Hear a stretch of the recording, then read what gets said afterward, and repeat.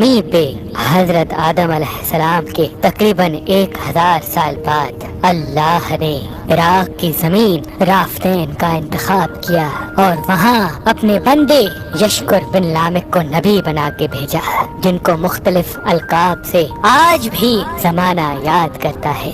کوئی اللہ کے اس نبی کو عبد الغفار کہتا ہے، تو کوئی عبد الجبار، تو کوئی الیاس، تو کوئی کشتی والا نبی، اور کوئی نوح نجی اللہ کہہ کے بلاتا رہتا ہے۔ حضرت نوح علیہ السلام حضرت ادریس علیہ السلام کے پر پوتے ہیں اور حضرت آدم علیہ السلام کی 10ویں پشت میں سے ہیں۔ وہ قوم اس وقت دنیا کی بدترین قوم تھی۔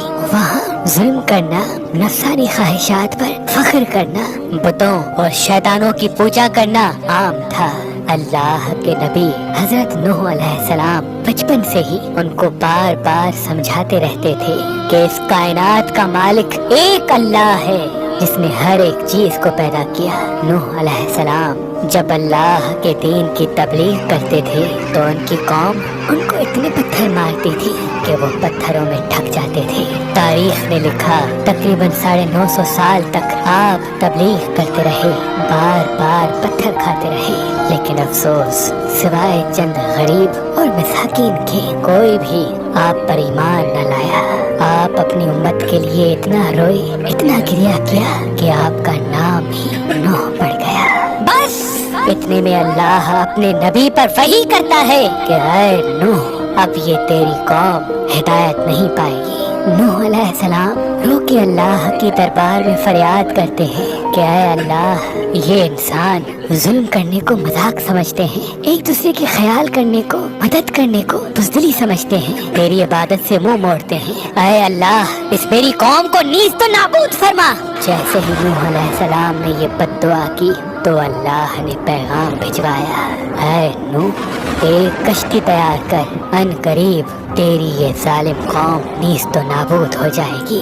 بس اللہ وحی کے ذریعے اپنے نبی کو بتاتے گئے اور اللہ کے نبی نوح علیہ السلام وہ کشتی بناتے گئے۔ جیسے کہ نوح علیہ السلام ایک پہاڑ پہ رہتے تھے تو نہ وہاں سمندر تھا، نہ دریا، نہ درخت تھے۔ بالآخر اللہ کے نبی نوح نے درخت اگائے اور اس کی لکڑی سے کشتی کو بنانا شروع کیا۔ آپ لکڑی سے بڑے بڑے تختے بناتے، پھر لوہا لاتے، اس سے کیل بناتے، تختوں کو جوڑ کر اس میں کیل ٹھوکتے گئے۔ تاریخ نے لکھا تقریباً 100 سال تک آپ وہ کشتی بناتے رہے اور آپ کی قوم روز آپ کے پاس آتی اور آپ کی توہین کرتی، آپ کو پاگل کہتی کہ نہ تو یہاں دریا ہے نہ سمندر، پھر بھی یہ پاگل کشتی بنا رہا ہے۔ اللہ کے نبی نوح علیہ السلام آسمان کو دیکھ کے صبر کرتے اور اللہ کے حکم کو تسلیم کرتے۔ اس کشتی کا طول 300 گز، اونچائی 30 گز اور عرض 50 گز تھا۔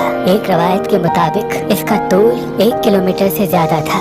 یہ کشتی عام کشتیوں کی طرح نہیں، بلکہ جس طرح سے اس کشتی کو نیچے سے بند کیا گیا تھا ویسے ہی اوپر سے بھی بند کیا گیا تھا تاکہ بارش کا پانی بھی کشتی میں داخل نہ ہو سکے۔ اس کشتی میں الگ الگ 3 درجے بنائے گئے تھے۔ نچلا درجہ جانوروں کے لیے تھا، بیچ والا طبقہ انسانوں کے لیے اور اوپر والا حصہ پرندوں کے لیے۔ ہر درجے میں ایک دروازہ تھا۔ بس جب کشتی تیار ہو گئی تو اللہ نے فرمایا، اے نوح، اس زمین پہ مختلف جانوروں اور پرندوں کے جوڑوں کو اس کشتی میں سوار کرو تاکہ ان مخلوقات کی نسل باقی رہ سکے۔ حضرت نوح علیہ السلام نے مختلف پرندوں، جانوروں، خواہ ہر وہ چیز جس میں زندگی کے آثار ہیں، کشتی میں سوار کرنا شروع کر دیا۔ پھر آپ انسانوں کو حجت تمام کرنے کے لیے کہنے لگے، آؤ، یہ کشتی نجات کی کشتی ہے، جو بھی اس کشتی میں آئے گا وہ اللہ کی امان میں ہوگا۔ وہ پوری قوم ہنستی رہی۔ تاریخ نے لکھا آپ کے ساتھ تھوڑے سے ہی لوگ تھے جن کی تعداد بعض کتابوں میں 80 بتائی گئی ہے، جن میں آپ کے 3 فرزند حام، سام، یافز اور ان کی بیویاں بھی موجود تھیں۔ اللہ نے اپنے نبی نوح سے کہا کہ ان قریب تندور سے پانی ابلے گا اور پوری قوم کو ڈبا دے گا۔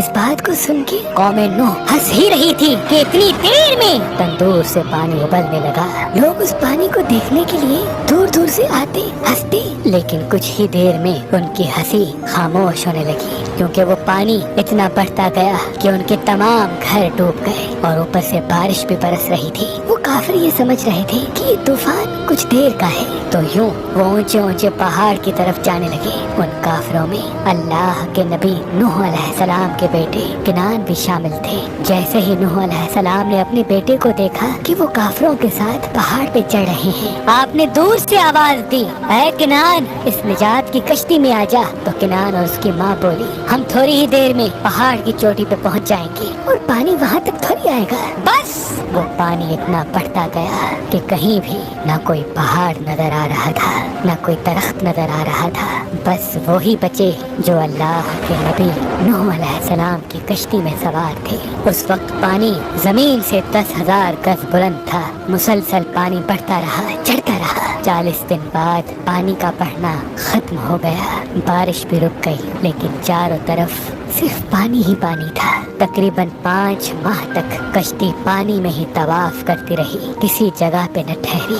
بالآخر دریائے دجلہ کی مشرقی سمت میں ایک پہاڑی جس کو کوہ ارارات کہتے ہیں، اس کی ایک چوٹی کا نام جودی ہے۔ اس چوٹی کی اونچائی تقریباً 13,000 فٹ ساحل سمندر ہے۔ کشتی نوح اس چوٹی کو لگ کے ٹھہر گئی۔ یہ تاریخ 10 محرم اور جمعے کا دن تھا۔ بس اللہ کے نبی نوح علیہ السلام نے کبوتر کو بھیجا کہ دیکھ زمین پر پانی خشک ہو رہا ہے یا نہیں۔ کبوتر گیا اور زیتون کی ٹہنی اٹھا لایا۔ اللہ کے نبی نوح علیہ السلام نے اللہ کا شکر کیا اور یوں رفتہ رفتہ پانی کم ہوتا گیا۔ آپ اور آپ کی جماعت تقریباً 5 ماہ تک جودی پہاڑ پر ٹھہرے۔ آپ نے تمام پرندوں جانوروں کو آزاد کیا۔